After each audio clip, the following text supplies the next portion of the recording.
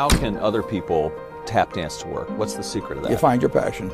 You find your passion. I was very, very lucky to find it, when I was 7 or 8 years old, and fortunately my children have found their passion. One son loves farming like nothing else. One son loves music like anything else, and all three of them love philanthropy and what they get to do. You're lucky in life when you find it, and you can't guarantee you're going to find it in your first job out. But I always tell college students that come on, I say, take the job that you would take if you were independently wealthy. You're going to do well at it. If you think you're going to be a lot happier if you've got 2X instead of X, you're probably making a mistake. I mean, you ought to find something you like that works with that, and you'll get in trouble if you think that making 10X or 20X is the answer to everything in life, because then you will do things like borrow money when you shouldn't, or maybe cut corners on things that your employer wants you to cut corners on. Or it just doesn't make any sense. You won't like it when you look back on it.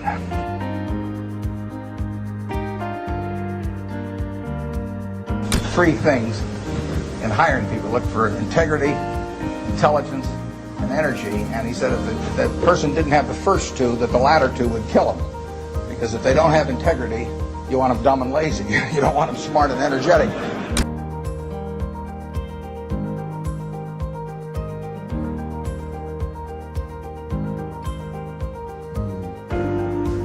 It never bothered me if people disagreed with what I thought, as long as I felt I knew the facts. I mean, there's a whole bunch of things I don't know to think about. I just stay away from those. So I stay within what I call my circle of competence. Tom Watson said it best. He said, I'm no genius, but I'm smart in spots, and I stay around those spots. Well, I try and stay around those spots, and I just don't have a problem if somebody says, you're wrong on something. I go back and look at the facts, and I think that really is much more important, frankly, than having a few points of IQ or having an extra course or 2 in school or anything of the sort. You need emotional stability.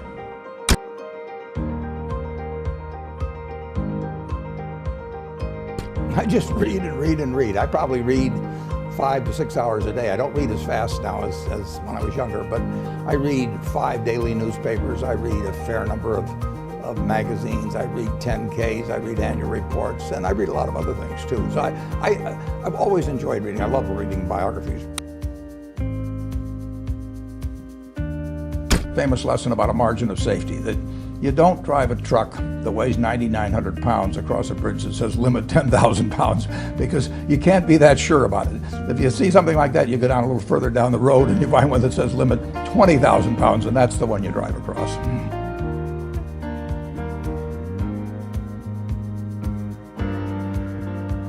The nature of capitalism is that people want to come in and take your castle. Perfectly understandable. I mean, if I'm selling television sets or something, there's going to be 10 other people who are going to try and sell a better television set. If I have a restaurant here in Omaha, people are going to try and copy my menu and give more parking and take my chef and so on. So capitalism's all about somebody coming and trying to take the castle. Now, what you need is a castle that has some durable competitive advantage, some castle that has a moat around it. And that moat, one of the best moats in many respects, is to be a low-cost producer.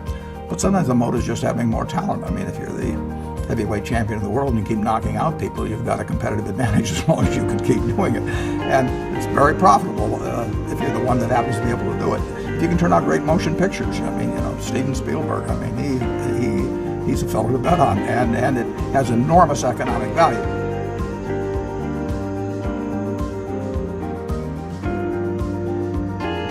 You'd be surprised at my days. I mean, they're very unstructured, no meetings, none. I mean, I don't like meetings, and I read a lot. I wish I were a faster reader. I'd get more done, but I do read a lot, and I'm on the phone a moderate amount. Our businesses run themselves basically out there. My job is allocating capital, and that's what I'm thinking about. But I don't like to have things all packed hour to hour to hour. And Bill and I are both extraordinarily lucky. I mean, we really get to do what we like to do, the way we want to do it, with people that we choose to be around, and they're terrific. I mean, we've really got everything our way, and we're very fortunate. And in his world, he has a different kind of pace than I have, but we both love it the way we do it. And my guess is that we're each the most productive in that particular mode too, because it fits our personalities and aptitudes.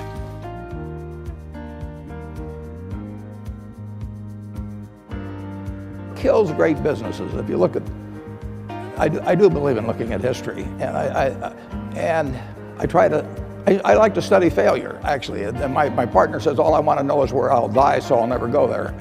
And we want to see what has caused businesses to go bad. And the biggest thing that kills them is complacency. I mean, you want a restlessness, a feeling that, you know, that somebody's always after you, but you're going to stay ahead of them. You always want to be on the move. And when you've got a great business, you know, like Coca-Cola, which is, there aren't any like Coca-Cola, but you really, the danger would always be that you rest on your laurels.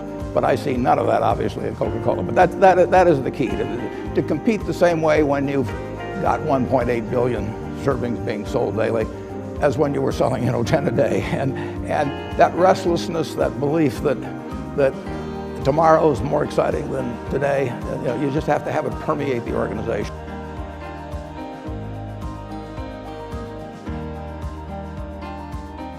Who was Ben Graham? He was your primary mentor, model? He was a wonderful man, and he was my professor at Columbia. I read his book when I was 19 at the University of Nebraska, and I'd started investing when I was 11, and I started reading about it when I was like 7. So I'd gone through I read every book in the Omaha Public Library that there was on, by the time I was 12, on investing and stock market.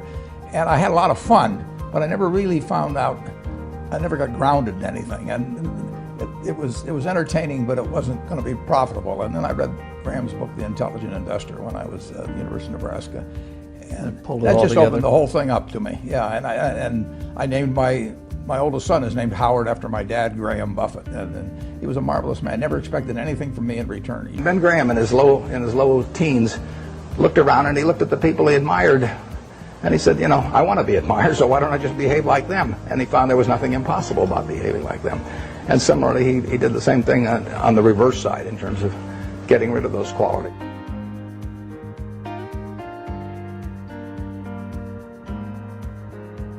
You have given a lot of fabulous advice, but what's the best advice that you've ever received? Well, I received it in a variety of forms, particularly from my father when I was very young. But I mean, he basically, I think, taught me how to live. Not that I did it perfectly or anything like that, but I mean, he was giving me lessons, but he wasn't doing it by preaching to me. He was doing it by example. But basically, well, the biggest lesson, in a sense, I got is the power of unconditional love. I mean, I think there is no power on earth like unconditional love. And I think that if you offer that to your child, I mean, you're 90% of the way home. And maybe days when you don't feel like it, it's not uncritical love. That's a different animal. But to know you always can come back, I mean, that is huge in life. That takes you a long, long way. And I would say that every parent out there that can extend that to their child at a very young age, it's going to make for a better human being. And you felt like you got that kind of unconditional love from your dad? I absolutely did, yeah. That is a powerful thing. It is a powerful thing.